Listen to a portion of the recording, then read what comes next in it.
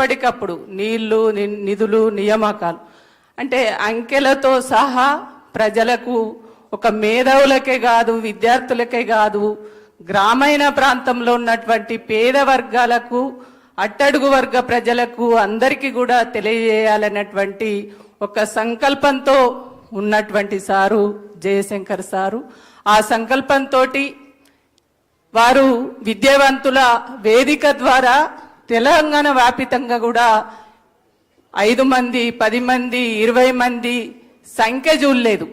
కానీ ఎంతమంది కనబడితే అంతమందితోటి, ఎంతమందితో చిన్న మీటింగ్ పెడితే అంతమందితోటి తెలంగాణకు జరిగినటువంటి అన్యాయాలను ఎప్పటికప్పుడు చెప్తూ, ఇవాళ కేసీఆర్ గారు ఏదైతే టిఆర్ఎస్ పార్టీని స్థాపించి, కేసీఆర్ గారు లాంటి నాయకుడు తెలంగాణకు రావాలి, ఇవాళ ఖచ్చితంగా తెలంగాణ ప్రజల ఆకాంక్ష నెరవేరాలి అన్నటువంటి ఆలోచనతోటి కేసీఆర్ గారి కార్యాచరణ అయితే జయశంకర్ సారు ఆలోచన, ఈ రెండు కలుపుకొని తెలంగాణలో ఉన్నటువంటి 4.5 కోట్ల ప్రజలను ఏకం చేయడంలో వీళ్ళు ప్రముఖ పాత్ర పోషించి ఇవాళ తెలంగాణ ప్రజల గుండెలలో ఇవాళ తెలంగాణకు జరిగినటువంటి అన్యాయమే కాదు,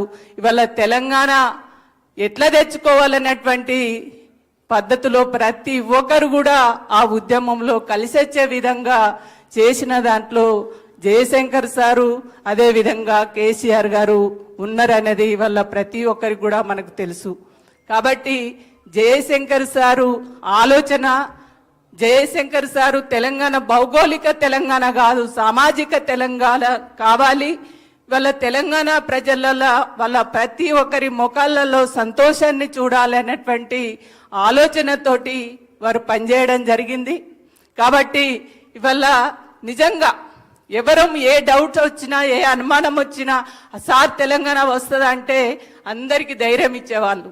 మీరు కొట్లాడండి, పోరాడండి, నిలబడండి, మనకు జరిగినటువంటి అన్యాయాన్ని ప్రతి ఒక్కరికి చెప్పండి అని చెప్పేసి వాళ్ళ ధైర్యాన్ని ఇచ్చినటువంటి సారు జయశంకర్ సారు.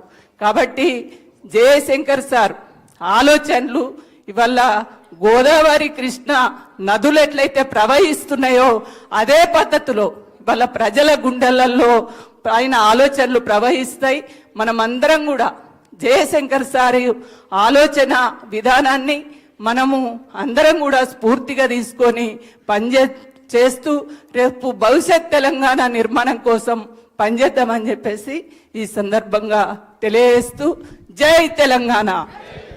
మిత్రులారా, మన వర్కింగ్ ప్రెసిడెంట్ గారికి ప్రకాష్ అంబేద్కర్ గారితో అపాయింట్మెంట్ ఉంది. వారు ఇంటి దగ్గరికి వచ్చి వేచి ఉన్నారు కనుక వక్తలందరూ కూడా సంక్షిప్తంగా మాట్లాడవలసిందిగా విజ్ఞప్తి. ఇప్పుడు జగదీష్ రెడ్డి గారు మాట్లాడతారు.